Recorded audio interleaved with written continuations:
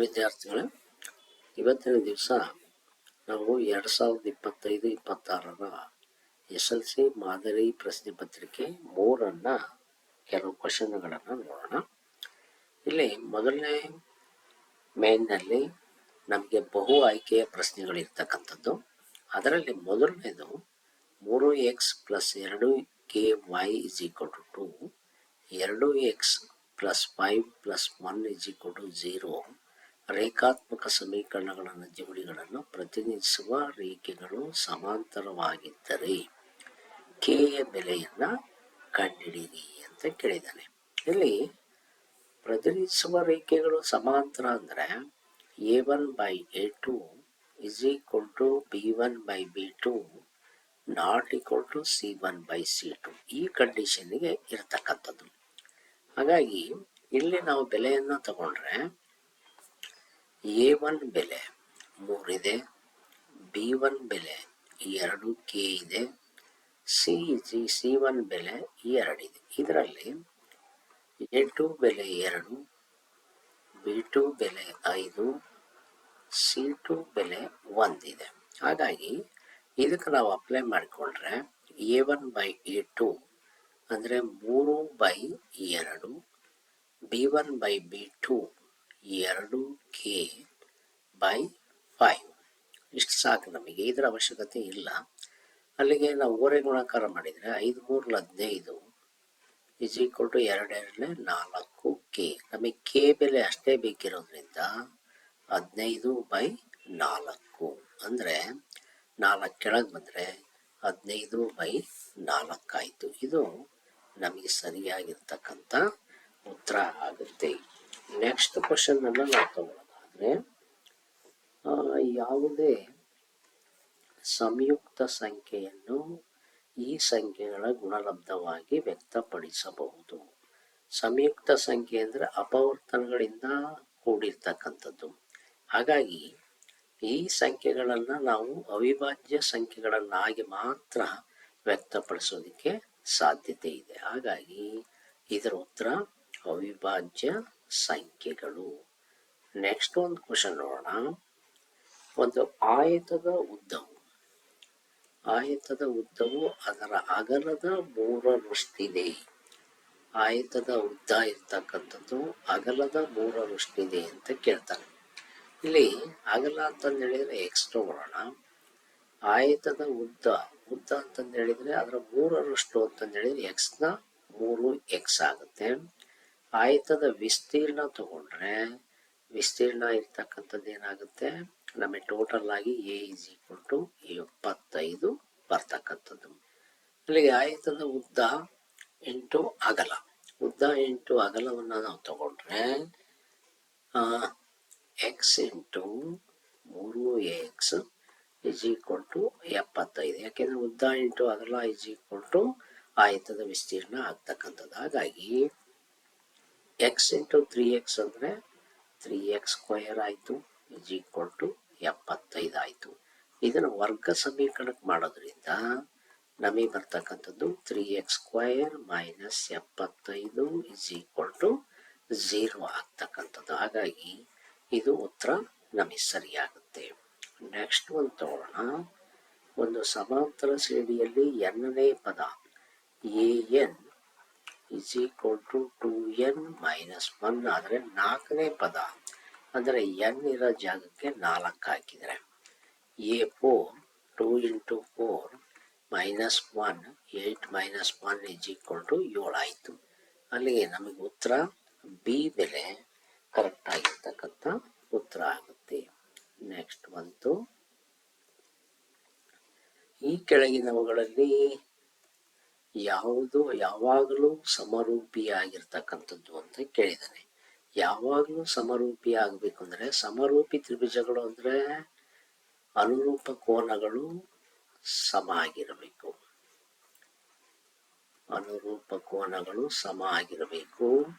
ಹಾಗೆಯೇ ಬಾಹುಗಳು ಸಮಾನುಪಾತದಲ್ಲಿ ಇರಬೇಕು.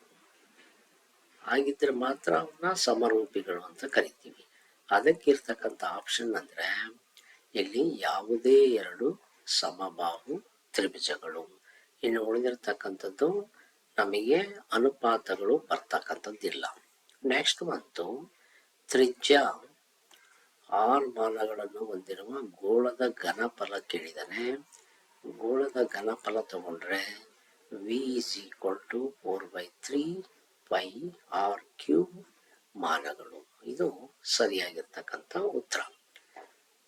ನೆಕ್ಸ್ಟ್ ಬಂತು ಮಧ್ಯಾಂಕ L plus n/2 minus CF into H F ಪ್ರತಿನಿಧಿಸ್ತಕ್ಕಂಥದ್ದು ಅಂತ ಇದೆ. ಎಫ್ ಯಾವಾಗಲೂ ಕೂಡ ವರ್ಗಾಂತರದ ಇಲ್ಲಿ ಮಧ್ಯಾಂಕ ಇರೋದು, ಮಧ್ಯಾಂಕ ಯಾವುದಿರುತ್ತೋ ಆ ವರ್ಗಾಂತರದಲ್ಲಿ ಆ ಆವೃತ್ತಿಯನ್ನ ಒಳಗೊಂಡಿರ್ತಕ್ಕಂಥದ್ದು. ಹಾಗಾಗಿ ಮಧ್ಯಾಂಕ ಇರ್ತಕ್ಕಂಥ ವರ್ಗಾಂತರದ ಆವೃತ್ತಿಯನ್ನ ಸೂಚಿಸ್ತಕ್ಕಂಥದ್ದು. ಇದು ನಮಗೆ ಉತ್ತರ ಆಗಿರ್ತಕ್ಕಂಥದ್ದು. ನೆಕ್ಸ್ಟ್ ಬಂತು P of X is equal to 5x + 3 ಬಹುಪದೋಕ್ತಿಯ ಶೂನ್ಯತೆ ಅಂತ ಕೇಳಿದಾನೆ. ಬಹುಪದೋಕ್ತಿಯ ಶೂನ್ಯತೆ ಅಂದ್ರೆ P of X is equal to 0. ಅಲ್ಲಿಗೆ 0 ಇಸ್ ಈಕ್ವಲ್ ಟು 5x + 3 ಆಯಿತು. 3 ಈ ಕಡೆ ಬಂದರೆ -3 is equal to 5x, X is equal to -3/5. ಇದು ನಮ್ಮದು ಬಹುಪದೋಕ್ತಿಯ ಶೂನ್ಯತೆ ಆಗ್ತಕ್ಕಂಥದ್ದು. ನೆಕ್ಸ್ಟ್ ಒಂದು ಕ್ವಶನ್ ತಗೊಳ್ಳೋಣ. ಇಲ್ಲಿ ಕ್ವಶನ್ ಅನ್ನ ತಗೊಂಡ್ರೆ ಇನ್ನೊಂದು ಕ್ವಶನ್ ಇದೆ. ವರ್ಗಾಂತರದ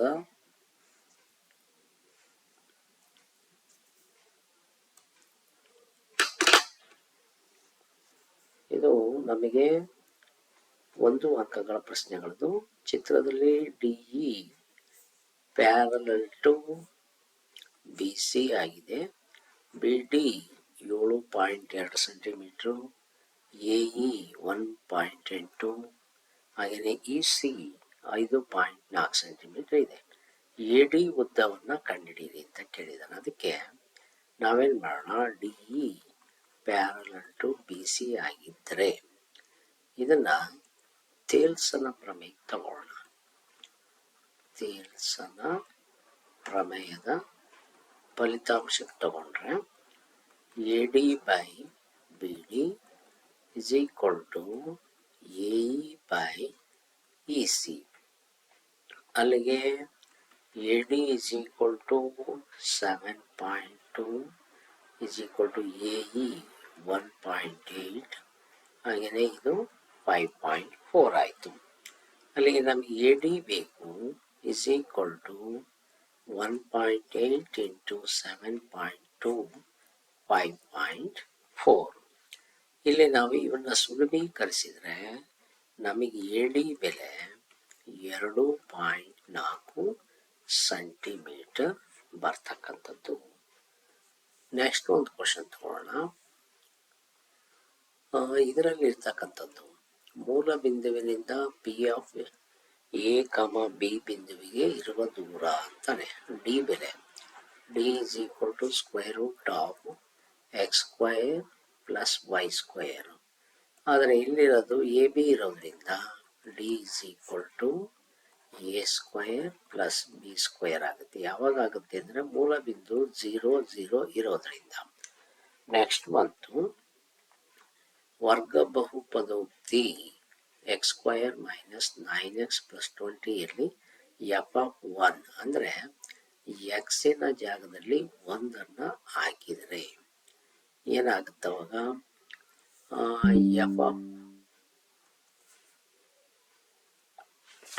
f(1) is equal to 1² - 9 into 1 20, 1 minus 9 plus 20, ಅಲ್ಲಿಗೆ -8 plus 20, ಅಲ್ಲಿಗೆ f(1) is equal to 12.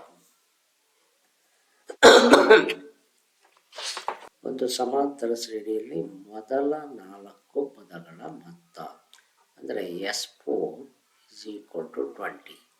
ಮೊದಲ S3 is equal to 12. ಅಂದರೆ ಮೊದಲ 3 ಪದಗಳ ಮೊತ್ತ ಮತ್ತು ಮೊದಲ 4 ಪದಗಳ ಮೊತ್ತ ಕೊಟ್ಟಿದ್ದಾನೆ. ಸಮಾಂತರ ಶ್ರೇಣಿಯ A4 ಇದನ್ನು ಕಂಡುಹಿಡಿಯಿರಿ ಅಂತ ಕೇಳಿದ್ದಾನೆ. ಒಂದು ಸೂತ್ರ ಇದೆ ನಮಗೆ, A4 ಇಸ್ ಈಕ್ವಲ್ ಟು ಅಥವಾ AN S4 by S4 minus 1. ಅಲ್ಲಿಗೆ ಏನಾಗುತ್ತೆ, A4 is equal to S4 S3. ಇಲ್ಲಿ ನಮಗೆ S4 ಬೆಲೆ ಕೊಟ್ಟಿದ್ದಾನೆ 20, S3 ಬೆಲೆ ಕೊಟ್ಟಿದ್ದಾನೆ 12. ಅಲ್ಲಿಗೆ A4 ಇಸ್ ಈಕ್ವಲ್ ಟು 8 ಆಗ್ತಕ್ಕಂಥದ್ದು. ನೆಕ್ಸ್ಟ್ ಒಂದು 40 ಸೆಂಟಿಮೀಟರ್ ಇಂಟು 22 ಸೆಂಟಿಮೀಟರ್ ಅಳತೆಯ ಒಂದು ಆಯತಾಕಾರದ ಗಾತ್ರದ ಹಾಳೆಯನ್ನು ಸುತ್ತಿ 40 ಸೆಂಟಿಮೀಟರ್ ಎತ್ತರ ಇರುವ ಟೊಳ್ಳಾದ ಸಿಲಿಂಡರ್ ಅನ್ನು ತಯಾರಿಸಲಾಗಿದೆ. ಸಿಲಿಂಡರಿನ ತ್ರಿಜ್ಯ ಅಂತ ಕೇಳ್ತಾನೆ. ಇಲ್ಲಿ ಕಾಗದದ ಹಾಳೆಯನ್ನು ಸುತ್ತಿದಾಗ ಅದು ಪೂರ್ತಿಯಾಗಿ ಸರ್ಕಂಫರೆನ್ಸ್ ಅಂದರೆ ಸುತ್ತಳತೆಯ ವೃತ್ತದ ಆ ರೀತಿಯಲ್ಲಿ ಬರ್ತಕ್ಕಂಥದ್ದು. ಹಾಗಾಗಿ C is equal to 2πr ಆಗ್ತಕ್ಕಂಥದ್ದು. ಇದರಲ್ಲಿ ಸಿ ಬೆಲೆಯನ್ನು ನಾವು ತಗೊಂಡಾಗ ಅದು 22 is equal to 2 into 22/7 into R ಬೆಲೆ ನಮಗೆ ಬೇಕಿರ್ತಕ್ಕಂಥದ್ದು. ಯಾಕೆಂದರೆ ಎತ್ತರ ಇದೆ.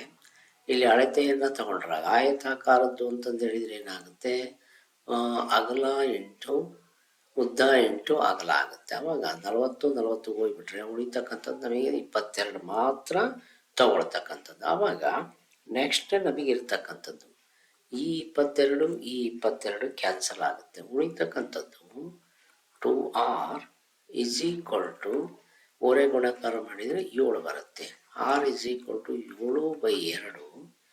r ಬೆಲೆ ಏನಾಗುತ್ತೆ 3.5 ಸೆಂಟಿಮೀಟರ್. ಇದು ತ್ರಿಜ್ಯ ಸಿಗ್ತಕ್ಕಂಥದ್ದು. ನೆಕ್ಸ್ಟ್ ಒಂದು ಇಲ್ಲಿ ಬೆಲೆಯನ್ನು ತಗೊಂಡ್ರೆ 2 ಚರಾಕ್ಷರವುಳ್ಳ ರೇಖಾತ್ಮಕ ಸಮೀಕರಣಗಳ ನಕ್ಷೆಯನ್ನು ಕೆಳಗೆ ತೋರಿಸಿದೆ. ಹಾಗಾದರೆ ಈ ಜೋಡಿಯು ಎಷ್ಟು ಪರಿಹಾರಗಳನ್ನು ಹೊಂದಿರುತ್ತದೆ? ನಾವು ಹಿಂದೆ ಲೆಕ್ಕ ಮಾಡಿಕೊಂಡಿದ್ದೀವಿ. A1/A2 is equal to B1/B2 not equal to C1/2. ಇದು ನಮಗೆ ಯಾವಾಗ ಬರುತ್ತೆಪ್ಪ ಇದ್ದೇವೆ ಅಂದರೆ ಸಮಾಂತರ ರೇಖೆಗಳಿದ್ದಾಗ ಈ ಕಂಡೀಷನ್ನು ಅಪ್ಲೈ ಆಗುತ್ತೆ. ಅದರಿಂದ ಇಲ್ಲಿ ಇರ್ತಕ್ಕಂಥದ್ದು ಸಮಾಂತರ ರೇಖೆಗಳು. ಇಲ್ಲಿ ಯಾವುದೇ ರೇಖಾತ್ಮಕ ಸಮೀಕರಣಗಳು ಒಂದನ್ನೊಂದು ಛೇದಿಸಿಲ್ಲ. ಹಾಗಾಗಿ ನಮಗೆ ಇದರಲ್ಲಿ ಪರಿಹಾರಗಳು ಇರುವುದಿಲ್ಲ.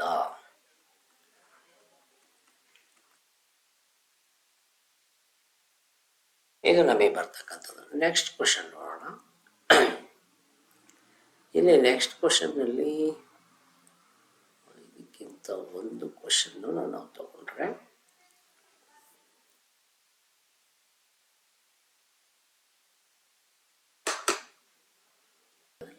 sin A plus sin square A is equal to 1 ಆದರೆ cos square A plus cos to the power of 4A ಬೆಲೆ ಏನು ಅಂತ ಕೇಳಿದ್ದಾನೆ. ಇದರಲ್ಲಿ ನಮಗೆ ಒಂದು ಗೊತ್ತಿರಬೇಕು, sine square A plus cos square A is equal to 1. ಇದು ನಿತ್ಯ ಸಮೀಕರಣ. ಇದನ್ನು ನಾವು ಚೇಂಜ್ ಮಾಡೋಕ್ಕೆ ಬರುತ್ತೆ. ಚೇಂಜ್ ಮಾಡಿದರೆ ಏನಾಗುತ್ತೆ, sine square A plus cos square A is equal to 1 ಇರೋದನ್ನ ಇಲ್ಲಿ sine square A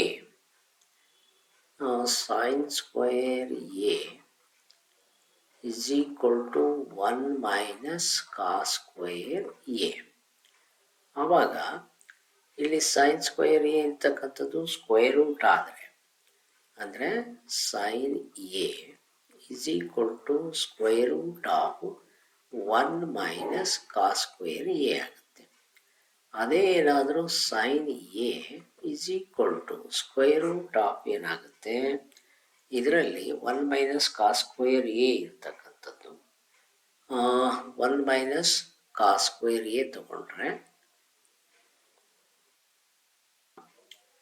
sin A is equal to 1 minus sin square A.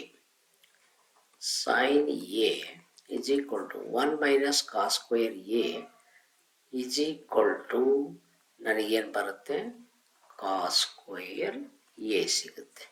ಇದನ್ನು ತೆಗೆದುಬಿಡ್ತೀನಿ. ಈಗ ನಮಗೆ ಬರ್ತಕ್ಕಂಥ ಬೆಲೆ ಇಲ್ಲಿ sine square A is equal to 1 minus cos square A ಇದೆಯಲ್ಲ, ಇದನ್ನು ಚೇಂಜ್ ಮಾಡಿಕೊಂಡ್ರೆ cos square A is equal to 1 minus sine square A ಅಂತ ಬರೀಬೋದು. ಇದನ್ನೇ ನಾವು ಇಲ್ಲಿ ತಗೊಂಡಿದ್ದೀವಿ. ಆವಾಗ sine A is equal to cos square A ಆಯಿತು. ಎರಡೂ ಕಡೆ ವರ್ಗ ಮಾಡಿದರೆ ಎರಡೂ ಕಡೆ ವರ್ಗ ಮಾಡಿದಾಗ ಏನಾಗುತ್ತಿದ್ದು sine A whole square is equal to cos square A whole square ಆಯಿತು. ಅವಾಗ sign A whole square sine square A ಆಯಿತು. ಇದೇನಾಯಿತು cos to the power of 4 A ಆಯಿತು. ಈಗ ಇಲ್ಲಿ ಕೊಟ್ಟಿರ್ತಕ್ಕಂಥದ್ದು ನಾವು ಬೆಲೆ ಕೊಟ್ಟಿರ್ತಕ್ಕಂಥದ್ದು cos square A cos to the power of 4 A ಇವೆರಡನ್ನು ನಾವು ಕಂಡುಹಿಡಿಬೇಕಾಗಿರೋದು. ಈ ಬೆಲೆಗಳನ್ನು ತಗೊಂಡ್ರೆ ಇದನ್ನು 1 ಅಂತ ಇಟ್ಕೊಳ್ಳೋಣ, ಇದನ್ನು 2 ಅಂತ ತಗೊಳ್ಳೋಣ. 1 ಮತ್ತು 2ರಿಂದ ಕಾಸ್ ಸ್ಕ್ವೇರ್ ಎ ಅಂದರೆ ಏನಿದೆ ನಮ್ಮದು ಸೈನ್ ಎ. ಹಾಗೆಯೇ cos to the power of 4 A ಅಂದರೆ ಏನಿದೆ ಸೈನ್ ಸ್ಕ್ವೇರ್ ಎ ಇದೆ. ಇವೆರಡರ ಬೆಲೆ ಏನು ಕೊಟ್ಟಿದ್ದಾರೆ ನಮಗೆ 1 ಅಂತ ಕೊಟ್ಟಿರೋದು. ಹಾಗಾಗಿ ಇದರ ಬೆಲೆನೂ ಕೂಡ 1 ಆಗ್ತಕ್ಕಂಥದ್ದು. ನೆಕ್ಸ್ಟ್ ಒಂದು ಕ್ವಶನ್ ತಗೊಂಡ್ರೆ ಎ ಘಟನೆಯ ಸಂಭವನೀಯತೆ 1/4 5 ಮತ್ತು N of A is equal to 2 ಅಂತ ಕೊಟ್ಟಿದ್ದಾನೆ. ಇದರಲ್ಲಿ ಸಂಭವನೀಯತೆ ಪಿ ಆಫ್ ಎದು P of A is equal to 1/5. ಹಾಗೆಯೇ N of A is equal to 2 ಇದೆ. ಇಲ್ಲಿ ನಮಗೆ ಪಿ ಆಫ್ ಎ ಅಂದರೆ ಏನರ್ಥ N of A divide by N of S. P of A ಬೆಲೆ ಎಷ್ಟು 1/5. ಹಾಗೆಯೇ ಎನ್ ಆಫ್ ಎ ಬೆಲೆ ಎಷ್ಟು 2.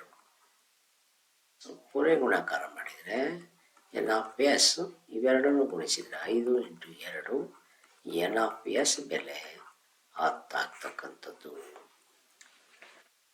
ಕೂಡ ಈ ವಿಡಿಯೋದಲ್ಲಿ ತಮಗೆ ತಿಳಿಸ್ಕೊಟ್ಟಿದ್ದೀನಿ. ನೆಕ್ಸ್ಟ್ ವಿಡಿಯೋದಲ್ಲಿ ಉಳಿದಿರತಕ್ಕಂಥ ಲೆಕ್ಕಗಳನ್ನು ತಗೊಳ್ಳೋಣ. ಎಲ್ಲರಿಗೂ ಕೂಡ ಧನ್ಯವಾದ.